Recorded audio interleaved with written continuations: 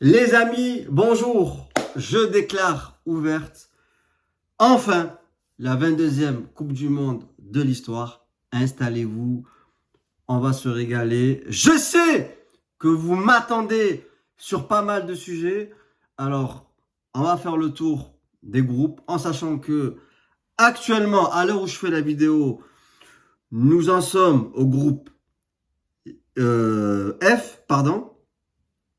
Il restera en fait demain le groupe G et le groupe H. Donc ces deux groupes n'ont pas encore été joués. Le dernier match du groupe F, ce soir, dans moins d'une demi-heure, Belgique-Canada. De toute façon, on va faire le point là. Groupe par groupe, les temps forts de cette Coupe du Monde très spectaculaire qui offre du spectacle et des surprises. Et donc demain, deux pays africains entreront en lice et deux pays que l'on attend impatiemment, deux pays qui font partie, moi, de mes favoris.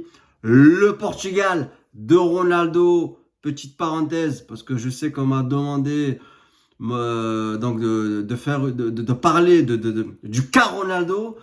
Donc c'est officiel, hein, c'est terminé avec Manchester. Quand je ferai la vidéo, donc la prochaine vidéo où on parlera du Portugal, je parlerai donc de Ronaldo et de ce qui se passe à Manchester. Bref, pour le moment, on va commencer par le début. La cérémonie d'ouverture a été magnifique, à la hauteur. Bref, ça a fermé des bouches et ça nous a fait plaisir. On a eu ces histoires de boycott, de machin, de trucs. On a eu aussi récemment, ils en parlent encore, les histoires de brassards, d'arc-en-ciel, etc. Stop à toute cette politique, stop à toute cette mascarade, place au football. Et le football a pris le dessus, puisque depuis le début de cette Coupe du Monde, on se régale. Et donc, chapeau pour l'instant à l'organisation du Qatar. Et comme je vous le dis et je le répète, leur cérémonie d'ouverture a été belle et a mis tout le monde d'accord. On a du spectacle, on a des buts, on a des surprises. On va commencer par le groupe A, le match d'ouverture qui opposait donc le Qatar, qui dispute donc là sa première Coupe du Monde, hein, en tant que pays organisateur, et l'Équateur. Là-dessus, pas compliqué, tout le monde donnait l'Équateur favori. L'Équateur a été favori. Le seul regret, c'est que je sais pertinemment que on n'a pas vu le vrai niveau du Qatar, qui a quand même été champion d'Asie en 2019. C'est récent. Donc quand tu gagnes quand même le championnat d'Asie, c'est que tu as quand même du niveau. Et ça se voyait clairement qu'ils ont été mangés par la pression, par l'enjeu. Donc voilà. Équateur 2, Qatar 0. Ça aurait pu faire plus de buts. Voilà, ce groupe-là qui est composé de l'Équateur, du Sénégal et des Pays-Bas. On savait très bien que le Qatar, ça va être compliqué et que derrière, il y aura deux places pour trois équipes. L'Équateur, le Pays-Bas, le Sénégal. Sénégal, Pays-Bas, on enchaîne. Toujours dans ce groupe A. Le Sénégal a tenu les œufs dans les œufs cette équipe du Pays-Bas pendant 80 minutes. Voilà, 0-0. Jusqu'à ce que Edouard Mendy se déchire, il faut le dire, sur sa sortie, qui a offert le premier but aux Pays-Bas. Et franchement, il n'est pas irréprochable sur le second but aussi. Le Sénégal, on le savait, quand ils ont gagné la CAN, qu'est-ce que je vous ai dit par rapport au Sénégal? C'était une équipe solide, mais qui n'arrive pas à marquer des buts. Je crois que sur toute la CAN, ils ont dû marquer 2 ou 3 buts. Sur toute la CAN, il y a eu des 0-0, prolongation, tir au but. 0-0, prolongation, tir au but. En finale, pareil, contre l'Égypte, ils n'ont pas été capables de mettre un but. Et en plus, ils ont perdu Sadio Mané. Donc, le problème, il est simple, il va falloir marquer des buts. Parce qu'en prendre dans l'absolu, c'est pas grave, mais à condition d'en marquer. Attention au Sénégal. Il va y avoir un match déjà à élimination directe contre l'Équateur. Voilà. Les Pays-Bas, invaincus depuis un an, depuis l'arrivée de Van Gaal, ils n'ont pas perdu un match. Ils l'ont démontré contre le Sénégal. Équipe solide, équipe dont il va falloir se méfier. On enchaîne avec le groupe B. Angleterre, Iran. 6-2, premier set pour les Anglais. Bon, comme d'habitude, les Anglais démarrent bien. Les Anglais si, les Anglais favoris, un truc. Là aussi, je vais pas m'attarder. Qu'est-ce que je vous ai dit? Tant que Southgate sera à la tête de cette sélection, il n'y aura pas de titre. Donc c'est très bien, ils vont sûrement aller loin, machin et tout. Tu ne gagneras pas encore sur le banc de touche Foden, Rashford et j'en oublie. D'accord il est beaucoup... D'accord, il y a eu 6-2, mais il est beaucoup trop prudent, d'accord beaucoup trop défensif par rapport aux possibilités qu'il a. Là, tu as battu l'Iran, c'est très bien. Ton attaque, c'était Sterling. Je comprends pas comment. Tu vois, en fait, c'est ça le problème. C'est qu'on est dans la sécurité. Ça fait longtemps qu'on joue avec les mêmes joueurs. Comme on est allé en finale de l'Euro comme ça, eh ben, on va rien changer. On change pas une équipe qui ne gagne pas de trophée. Bon, ben, continuez comme ça. C'est très bien. Mais voilà, moi, personnellement, voilà, quand tu vois que les remplaçants qui sont rentrés, donc Foden, Rashford et le troisième que j'oublie ont mis 3 buts. Donc ils ont été aussi bons aussi décisifs que ceux qui ont joué plus de temps. Voilà. Je me dis quand même qu'il y a autre chose à faire. Moi, je titulariserai directement, en plus de Harry Kane, bien entendu, euh, Saka, celui d'Arsenal, il est titulaire. Mais moi, je mettrais Saka, Foden, Rashford, Harry Kane. Là, oui. Là, tu as une équipe. Voilà. Il veut rester comme ça. Qui reste? On verra bien. Mais je pense pas qu'il y ait au bout. L'Iran, c'est une équipe à la base solide. C'est un habitué à la Coupe du Monde. Hein. Je crois que c'est leur 5e Coupe du Monde d'affilée. Enfin bref, c'est une équipe qui a l'expérience. Mais voilà, on les a pas reconnus là aussi. 6-2. Dans ce groupe B où les États-Unis et les Pays de Galles se sont neutralisés, l'Iran a encore toutes ses chances. Voilà, il va y avoir un États-Unis-Iran qui va être très très intéressant. Donc voilà, l'Iran n'a pas perdu toutes ses chances de qualification et États-Unis-Pays de Galles, rien à signaler à part bon, Gareth Bale qui est toujours là, qui porte encore le Pays de Galles. Mais je voulais revenir sur une chose de cette Coupe du Monde, l'arbitrage. Exceptionnel. L'arbitrage nous régale. L'arbitrage de ce mondial est magnifique. Et en particulier, 2 noms que j'ai retenus. L'arbitre, justement, qatari, Monsieur El Jassim, qui a fait la rencontre Pays de Galles-USA, donc celle-là, il m'a tout simplement régalé. Tout ce qu'on aime dans l'arbitrage. Et Monsieur Ramos, l'arbitre mexicain de Tunisie, Danemark, là aussi on s'est régalé. Ça laisse jouer, ça met pas 18 cartons jaunes qui servent à rien, ça siffle pas des pénaltys pour rien. Bref, des arbitres qui connaissent leur métier. Et c'est ça qui est important. Et ce n'est pas un hasard. Pour l'instant, les meilleurs arbitres de cette compétition, ce ne sont pas les arbitres européens. Voilà. Et ça, quand je vous dis, c'est pas un hasard.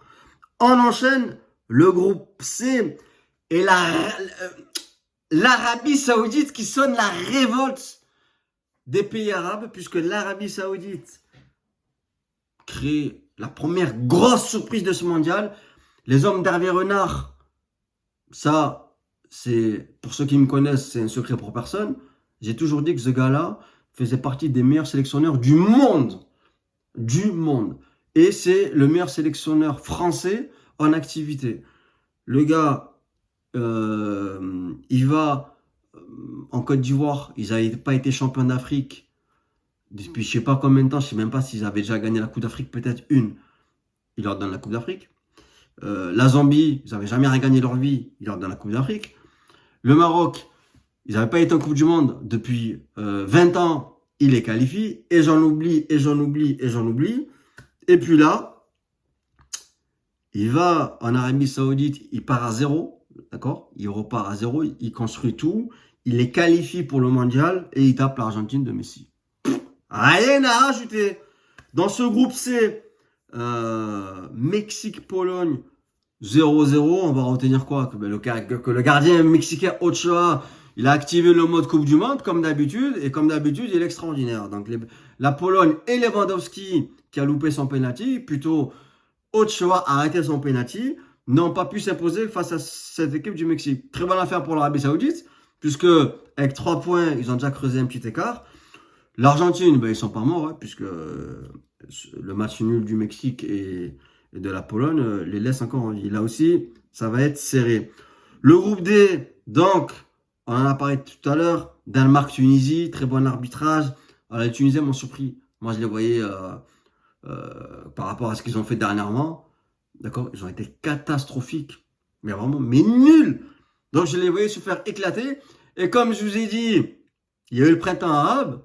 Et puis, il y a eu la révolte de l'Arabie Saoudite. L'Arabie Saoudite qui a donné de la force et de l'envie et de l'espoir aux autres, puisque la Tunisie a fait un excellent match contre le Danemark. Ils ont accroché au Danemark 0-0. Grosse équipe du Danemark. Hein. Danemark, je rappelle, qui vient de battre 2 fois l'équipe de France championne du monde. Demi-finaliste de l'Euro, le Danemark, qui ne doit son élimination qu'à un penalty imaginaire pour Sterling. Voilà. Donc, les Danois costauds. 0-0 dans ce groupe. Donc, la France a également joué et surclassé l'Australie. Ça va être intéressant pour la deuxième place. Bon, les Français se qualifieront, je pense, en finissant premier de ce groupe. Et derrière, ma foi, entre la Tunisie, le Danemark, l'Australie, qui a encore ses chances, malgré tout, ça va être disputé. J'espère quand même que la Tunisie arrivera à garder ce niveau de jeu qui lui permettra peut-être d'accrocher cette deuxième place. Par rapport à l'équipe de France, la fameuse expression la chatte à Dédé, c'est quand même incroyable. Non mais ce gars-là, c'est imbattable quoi. Donc, à la base, compo de départ, à la base, Benzema, Griezmann, Mbappé, d'accord, et N'Golo Kanté, Pogba, etc. Ok. Pogba blessé, Kanté blessé, Benzema blessé. Ce qui fait que Giroud, qui était même pas sélectionné il n'y a pas si longtemps que ça, finalement, comme le gars, il a une détermination hors du commun et une patience incroyable, parce qu'il aurait pu les envoyer chier, hein, en disant, non mais attendez, vous prenez pour un con. Voilà, avec tous les buts que j'ai marqués, tout le travail que j'ai fait pour vous, le sale travail que j'ai fait en Coupe du Monde, qu'on a gagné, etc., vous vous rappelez Benzema, et moi j'existe plus. C'est même pas que je suis remplaçant, c'est carrément, j'étais plus sélectionné. Donc ça, c'est une honte, déjà. Il a pris sur lui. Bon, tant mieux, la patience, ça paye, la preuve. Donc, il rappelle Giroud, qu'à la base, il était même pas truc. Giroud te claque un doublé. C'est-à-dire, un gars que tu voulais pas, il te met un doublé. Après, il va me dire que c'est du coaching. Toi, tu le voulais pas, ce mec. C'est par un concours de circonstances qu'il a été titularisé. Et il t'a claqué un doublé. La chatte à Deschamps. Rabiot, tu l'avais banni de l'équipe de France parce que il y a 4 ans à la Coupe du Monde, il n'a pas voulu être réserviste. Parce qu'il t'a dit, attends, j'ai fait tous les éliminatoires avec toi, je t'ai qualifié, machin, à la fin, tu me mets réserviste. Et il a eu raison. Tu vois, il a eu raison. Donc, Rabiot, à la base, banni, tu vois. Là, pareil, tu le rappelles, et tu le mets titulaire à cause des blessés qu'il y a eu. Rabiot, un but, pas décisif. La chatte à Deschamps! Dembélé, il ne devait pas jouer, il n'était pas titulaire en équipe de France. Il a fait un match incroyable. Parce que Griezmann, il est passé en milieu, d'accord? Donc lui, tu l'as mis à la place de Griezmann. La chatte à Deschamps. Incroyable. Et voilà comment la France a battu l'Australie 4-1. Le groupe F, et ça c'était aujourd'hui. Donc dans ce groupe, le Maroc, la Croatie. Et donc ce soir là, Belgique là qui n'a pas encore été joué. Le Maroc et la Croatie se sont neutralisés. Et là, je vais peut-être vous étonner. Non, c'est pas super. Non. Alors oui, dans l'absolu, faire un match nul contre la Croatie, vice-champion du monde, oui, d'accord, c'est dans l'absolu, c'est un bon résultat. Mais par rapport à ce que j'ai vu et par rapport à la politique qui a été faite environ coach Vaïd, non. Parce que, qu'est-ce qui s'est passé? On t'a viré ce coach en te disant, ouais, je sais pas quoi, il faut appeler JH et tout, les buts, il faut les marquer, etc. Ok. Donc ça veut dire que normalement, quand tu fais ça, quand tu enlèves ce coach-là qui t'a qualifié, etc., c'est que derrière, tu vas nous expliquer que avec ces joueurs-là, ces deux joueurs que tu as rappelés et ce nouveau coach, tu vas gagner que des 3-0. Parce que si c'est pour faire un match nul bidon, ça veut dire que l'autre, il aurait dû rester. Et aujourd'hui, on l'a vu, les 3 attaquants, inexistants. Inexistants. Comment moi, je vais te dire, je vais me réjouir d'un match nul que tu aurais pu gagner. Tu aurais pu gagner. Avec des joueurs en attaque à la hauteur, tu gagnes. Point barre. Point barre. Le gardien, super match. Les défenseurs, magnifiques. La défense, la charnière centrale, Aguerd, Saïs, extraordinaire. Mais ça, c'était déjà extraordinaire avec Coach Vaïd. Le gardien, c'était le même avec Coach Vaïd. Mazraoui, vous l'avez rappelé, nul, inexistant. Il se blesse tout seul en faisant un plongeon, voilà. Il n'a rien fait. Je ne l'ai pas vu du match. Alors, il y a eu quand même 3 absences. 3 absences importantes. Tissou Dali blessé. On n'en parle pas assez de ces 3 absents titulaires. Titulaires avec le Maroc. 3. Amin Harit, sur ce match, il se serait régalé, c'est certain. Tissou Dali, qui a claqué un magnifique doublé pour ne citer que ça dans le barrage contre le Congo. Blessé. Grosse blessure pour lui, Miskin. Et le latéral gauche, justement, j'oublie son nom, Madani, il me semble. Voilà. Blessé, c'est pour ça qu'on a mis Mazraoui, finalement, à sa place. Et Mazraoui, quand il s'est blessé, on a mis ce latéral gauche du Wydad, qui avait déjà été appelé par Coach Vaïd donc pour remplacer le latéral blessé, mais qui n'a rien fait. Je peux pas lui en vouloir, il a 4-5 sélections. Mais enfin, Mazraoui, excuse-moi, tu dois faire mieux que ça. Tu joues au Bayern, même si c'est pas titulaire. Tu as été bon à l'Ajax, tu dois faire mieux que ça. Et alors, évidemment, le coup de gueule. Alors, vous nous avez viré notre coach qui a tout donné pour ce pays, pour nous amener JS. Il a fait quoi, JS? Tu peux m'expliquer ce que tu veux. Qu'est-ce qu'il a fait aujourd'hui? Moi, je vais aller plus loin. Non seulement le premier coup franc, super bien placé, qu'il a gâché. S'il n'y a pas JS, et donc s'il y a toujours Coach Vaïd, c'est Hakimi qui le tire. Hakimi, il t'a mis des coups francs monstrueux pendant la CAN. Et le coup franc qu'il a tiré en deuxième mi-temps, qui était beaucoup plus dur à marquer, lui, il te l'a cadré, il a failli le marquer. Il a failli le marquer. Donc déjà, il t'a gâché un but, JS. Et après, on l'a vu par intermittence, par-ci, par-là. Moi, c'est pas une question que je vais tout lui mettre sur le dos, machin.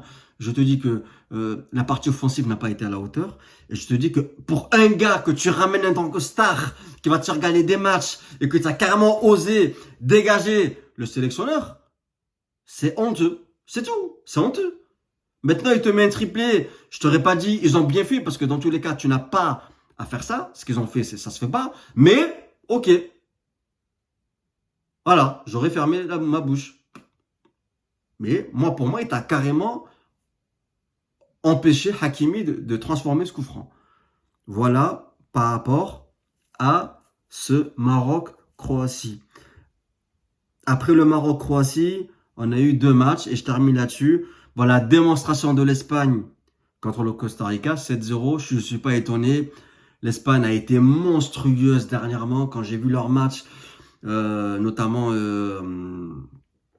dans la coupe la Super League, là, la Ligue des Nations. Ils ont éliminé le Portugal 1-0, je crois. Et juste avant, ils ont gagné tous leurs matchs. Il y a une maîtrise dans cette équipe, elle est incroyable. Alors ceux qui s'étaient moqués du Portugal, qui avait difficilement perdu à peine 1-0, comprendront pourquoi le Portugal est costaud.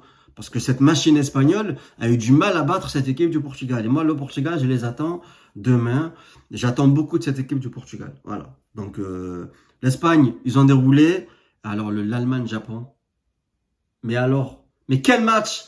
Alors oui, on a eu cette deuxième mi-temps magnifique, Argentine-Arabie Saoudite. Mais le plus beau match, évidemment, on se rappelle il y a 4 ans, le Japon-Belgique monumental, match culte.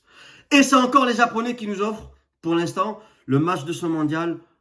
Et je crois qu'il y a eu 36 tirs dans ce match. Incroyable. L'Allemagne qui gagne 1-0 sur un penalty.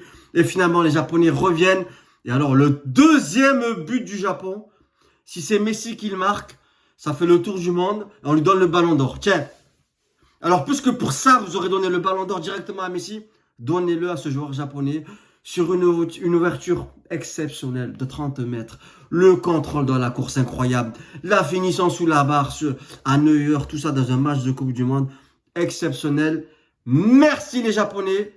Merci la Coupe du Monde. Ça fait 20 minutes pile poil. Prenez soin de vous. À très vite.